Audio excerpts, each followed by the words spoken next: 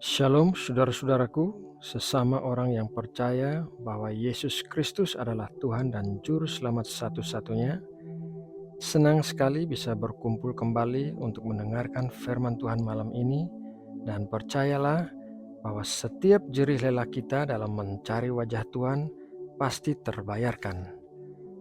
Saat ini, mari kita sama-sama mempersiapkan hati kita untuk berdoa sebelum mendengarkan firman Tuhan.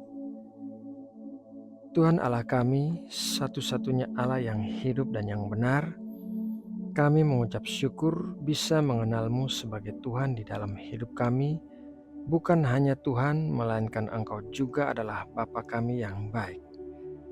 Terima kasih buat sepanjang hari yang telah kami lalui dengan baik oleh karena pertolongan-Mu.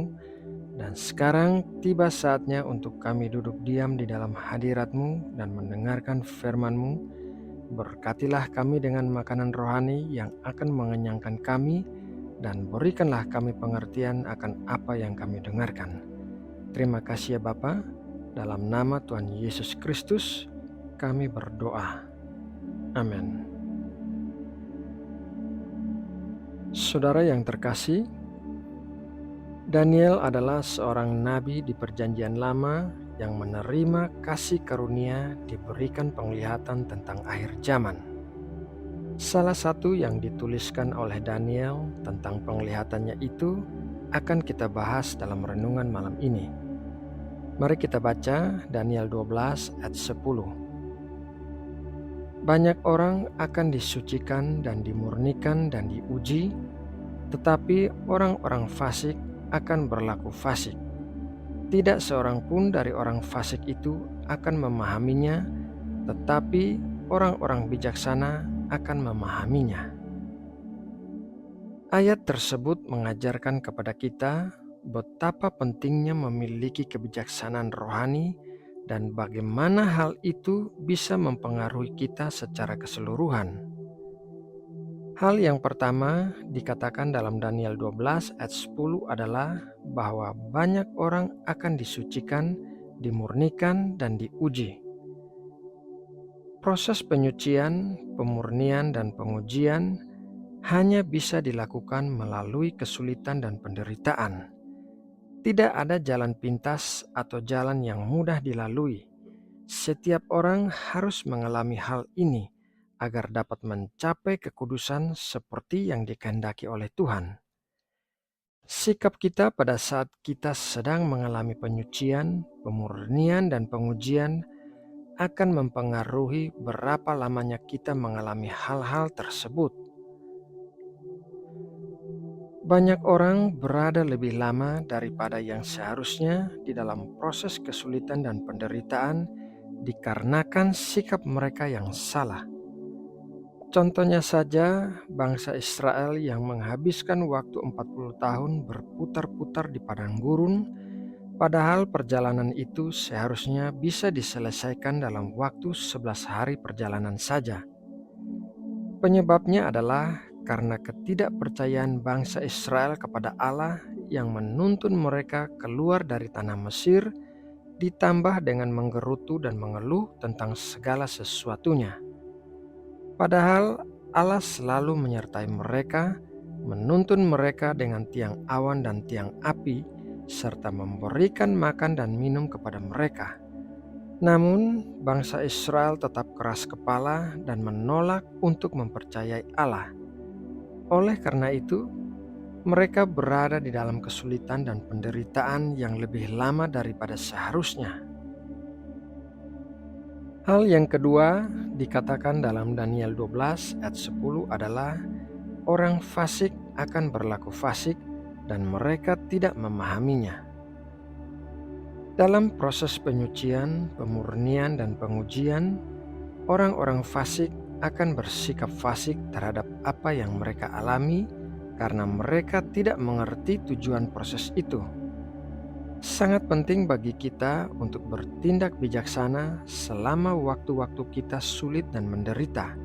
Kita harus memandang apa yang kita alami dari cara pandang Allah, yaitu bahwa semua itu adalah sesuatu yang harus kita alami agar karakter kita dapat dibentuk menjadi sesuai dengan kehendak Allah.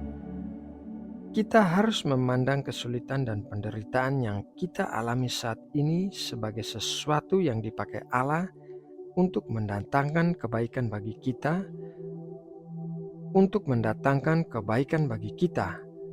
Oleh karena itu, kita harus lebih mendekat kepada Allah dan menjalani kehidupan kita sesuai firman-Nya. Jangan bersikap seperti orang fasik yang mengeluh dan menggerutu, bahkan menyalahkan Allah atas segala kesulitan dan penderitaan yang dialaminya.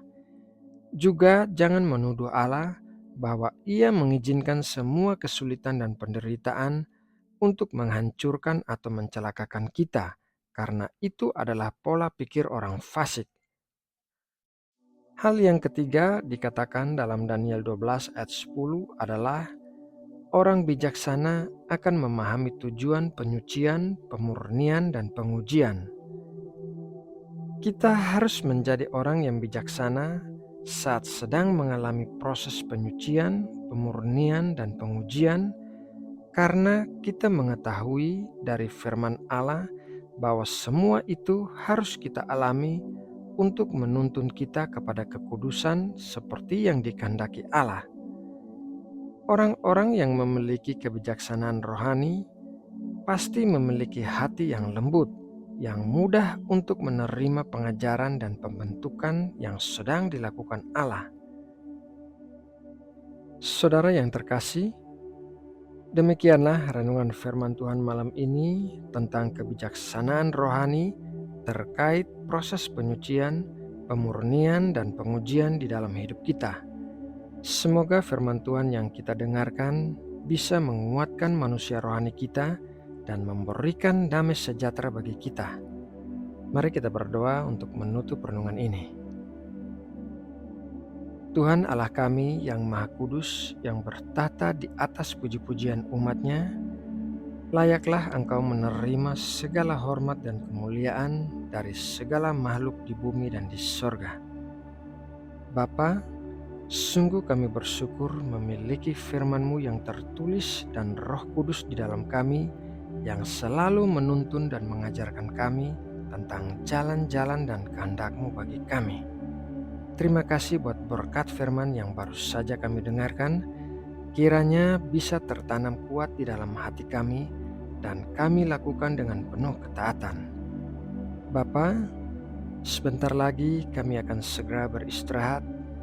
Kami memohon perlindungan-Mu memagari di sekeliling kami, keluarga kami, dan semua orang yang kami kasihi, sehingga meluputkan kami dari segala sesuatu yang jahat.